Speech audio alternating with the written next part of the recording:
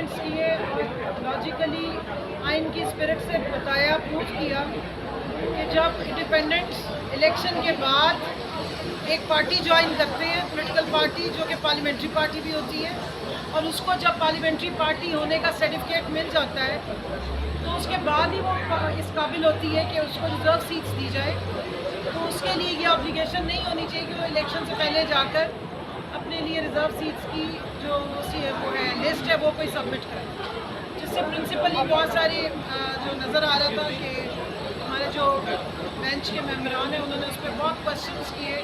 और इस रूल को इस्टेब्लिश किया कि बिल्कुल वो पार्लियामेंट्री पार्टी जो पॉलिटिकल पार्टी बाद में ज्वाइन करते हैं इंडिपेंडेंट्स वो हो सकती है। और इसके तनाज़ुर में बारहा मतलब मिनल्ला साहब भी सवाल करते रहे कि ये ज़रूर बताया जाए कि क्यों पीटीआई जो है वो बतौर पार्टी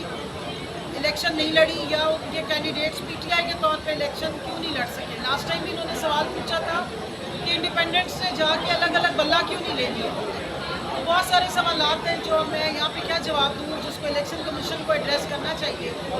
और मेरा ख्याल है चीफ जस्टिस साहब को बुला के पूछना चाहिए कि उन्होंने जो फैसला दिया था उसकी इंटरप्रिटेशन या मिस इंटरप्रिटेशन इलेक्शन कमीशन ने कैसे की कि एक इलेक्शन की लड़ने जाने वाली सबसे बड़ी पॉलिटिकल जमात को डिसइनफ्रेंचाइज कर दिया, जिसके नतीजे में बल्ला छीना गया। और उस बल्ला छीन जाने का नतीजा ये निकला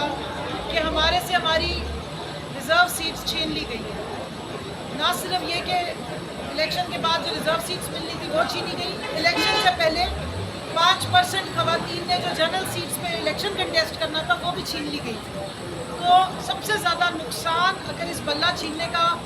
डायरेक्ट इलेक्शन लड़ने वालों को हुआ तो उसके साथ साथ पाकिस्तान तहरीक इंसाफ की खवातीन और वोटर्स को इसका बहुत ज़्यादा नुकसान हुआ, जिसकी तलाफ़ी के लिए हम इलेक्शन कमीशन में ही आए हैं। और मैं चाहती हूँ कि तमाम खवातीन की रिप्रेजेंटेशन करते हुए कॉन्स्टिट्यूशनल जो स्पिरिट है उसकी जो इंटरप्रिटेशन है वो प्रॉपर तरीके से इस्टेब्लिश हो। और इलेक्शन कमीशन ने जो एक गैर आइनी एक्ट किया है जो आइन में दर्ज नहीं है कि प्रोपोर्शन ऑफ रिप्रेजेंटेशन के अगेंस्ट, यानी वोटर के वोट के तकद्दुस को पामाल करते हुए कि कुछ लोगों को कुछ जो पॉलिटिकल पार्टीज़ को कम सीटें मिली हैं उनको रिजर्व सीटें उनके शेयर से ज़्यादा दे दी और वो वाली सीटें दी गई जो हमारा हिस्सा बनता है। सुन्नी तान काउंसिल की सीटों को रोक दिया गया। तो अब इसमें बहुत डिटेल में सारी डिस्कशन हुई, बहुत सारे सवाल उठाए गए और एंड में जो सवाल आया है माशाल्लाह मैं बड़ी हैरान हुई। हमारे जज साहब ने बहुत अच्छी तैयारी की हुई थी कि उन्होंने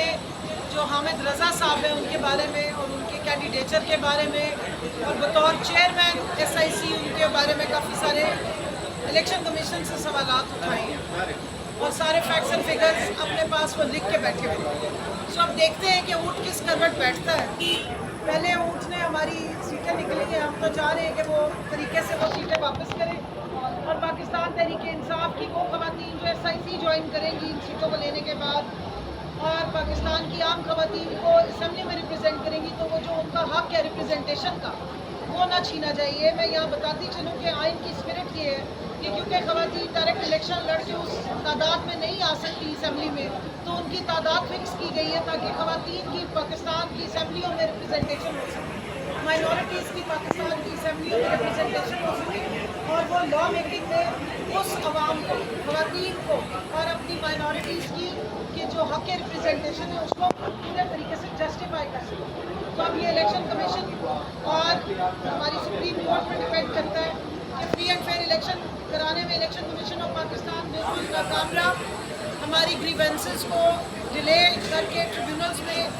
180 दिन में जो पिछले भुगतानी थी वो